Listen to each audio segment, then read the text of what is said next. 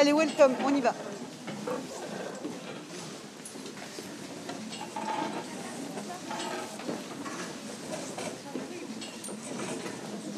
Bonjour à toutes et à tous.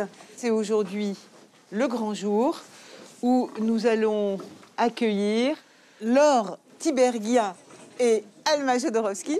Bonjour.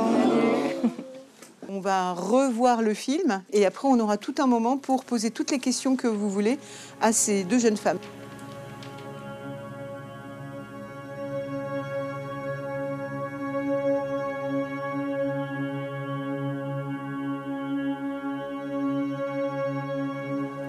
Laisse trembler tes doigts ardents. Effleure l'élément, toi qui dois chercher en vacillant, qui est assis en t'élançant, couché en courant, qui rêve couché, veille en rêvant. Les fièvres dévorent faim et soif et spleen. Le sang s'en mêle.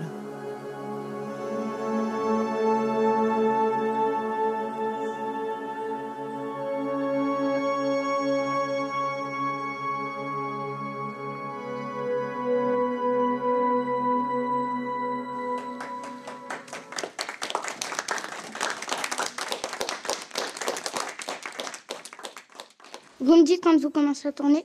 Bon, j'avoue, le film, il était un peu bizarre. Moi, au début, j'avais un peu rien compris, parce que je comprenais pas du tout comment, pourquoi c'était comme ça et tout. C'est un peu spécial. Au début, je trouvais ça un peu bizarre. Et c'est le moment de poser toutes les questions que vous voulez. Quel matériel vous utilisez pour faire les œuvres? Mon outil principal, c'est la lumière. Et en fait, c'est de la photographie. Donc, c'est du papier qui est sensible à la lumière, qui va révéler des couleurs, en fait. Et je fais des compositions, c'est ça qu'on voit dans le film. Je suis en train de jouer avec des lumières, jouer avec des petites sources de couleurs, avec des petites gélatines. Et tout ça, c'est ça qui va composer, en fait, mon image sur ce papier qui est sensible.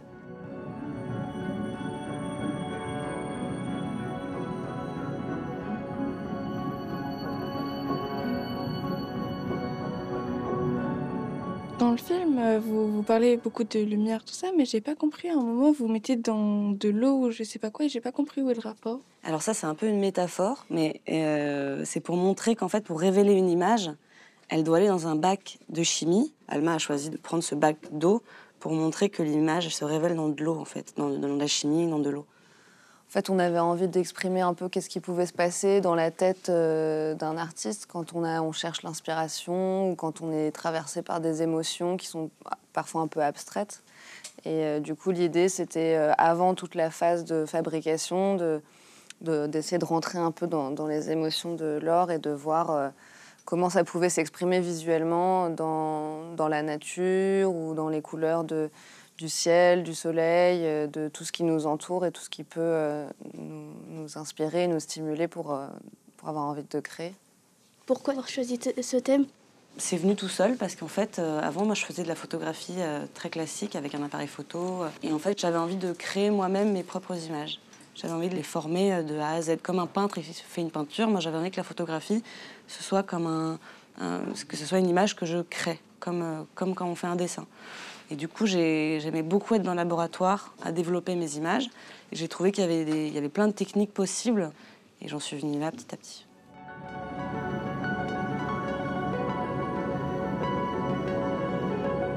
Comme vous avez compris, moi, je travaille avec de la transparence et la couleur pour pouvoir insoler après dans le laboratoire. Mais nous, ce qu'on va faire, c'est vraiment le moment de création de l'image. Donc, ce qu'il va falloir faire, c'est inventer ce que vous voulez, de l'ordre de l'imaginaire, des paysages. Essayez de vous lâcher complètement dans la couleur. Vous allez prendre chacun une feuille transparente et vous allez découper dans les gélatines les couleurs que vous aimez. Il y a toutes les couleurs.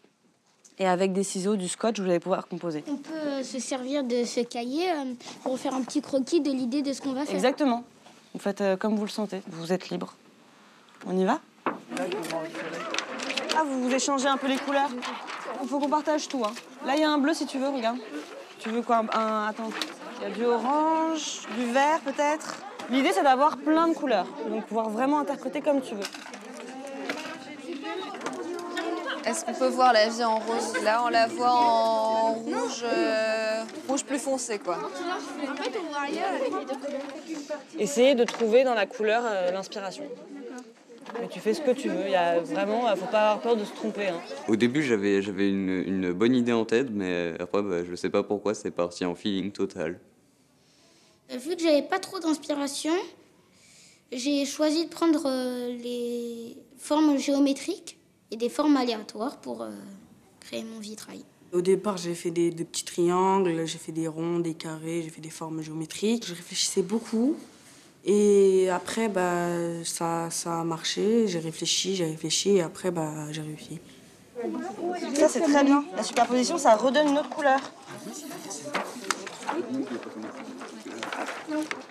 Ah ben là. Et toi, alors, qu'est-ce que tu vas faire? Je sais pas, enfin... Tu veux plutôt travailler quelque chose d'abstrait ou quelque chose de... Ouais? Eh bien écoute, ça commence très bien avec tes formes. Tu es en train de faire quelque chose de géométrique. Donc tu peux suivre toutes ces formes et les continuer avec les couleurs que tu veux. Ou cet assemblage de couleurs, il est très beau. Mais s'il y a des petits bouts qui dépassent, c'est pas grave. C'est pas grave. Non, au contraire, ça laisse passer la lumière, ça va être très beau.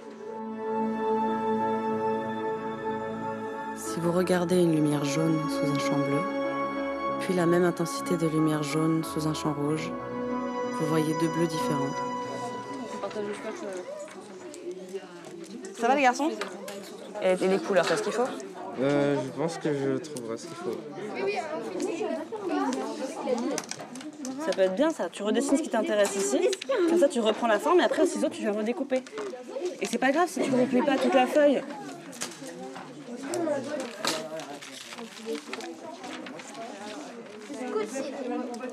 C'est hyper bien composé. Génial. Faudrait que tu fasses attention quand tu vas scotcher à pas que tout s'éparpille. Hein. Si tu mets du scotch sur tout le bord et que tu le fais glisser par derrière, tu vois. Déjà, ça te maintient les bords. C'est bon, je vais remonter dedans. C'est hyper beau, hein. Bravo. Merci. Ah ouais, je trouve ça super. Les œuvres en volume, alors qu'est-ce que ça donne la 3D là? C'est super compliqué de faire Ouais, des c'est dur, hein. Oh là là, c'est magnifique. Et là, on va essayer de faire un coucher de soleil. Waouh, ok, un petit coucher de soleil. La lumière, elle vient de là-bas. Donc, du coup, tu le mets vraiment bien face à la lumière, un peu plus haut. Voilà, là, c'est parfait. Tu vois, là, on voit bien le... C'est super beau, les formes que tu as fait. J'adore. Je trouve que la gélatine, c'est une bonne idée de travailler avec ça et tout, avec la lumière. Et... Quand on trouve des couleurs, on ne pense pas trop pouvoir les changer. Et pouvoir les changer comme ça, c'est assez impressionnant. J'ai bien aimé la technique qu'elle utilise. Elle nous fait aimer la couleur. L'art plastique, c'est pas mon point fort, j'aime pas beaucoup. Mais avec ça, j'ai bien aimé. Ah ouais, là, c'est beau. Ah là, c'est pas mal, hein. Bougez pas. Superbe. Bah, je voulais vous féliciter parce que je suis assez impressionnée par tous ces résultats, tous très différents, très réussis. Vous avez tous joué le jeu. Ça m'a beaucoup inspirée, en fait, pour tout vous dire. Vous êtes de vrais artistes. Bravo. Ouais.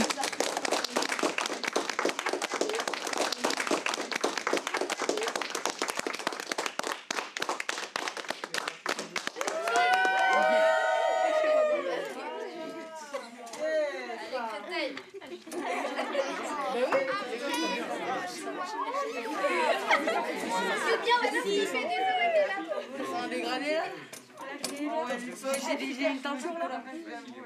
J'ai une peinture.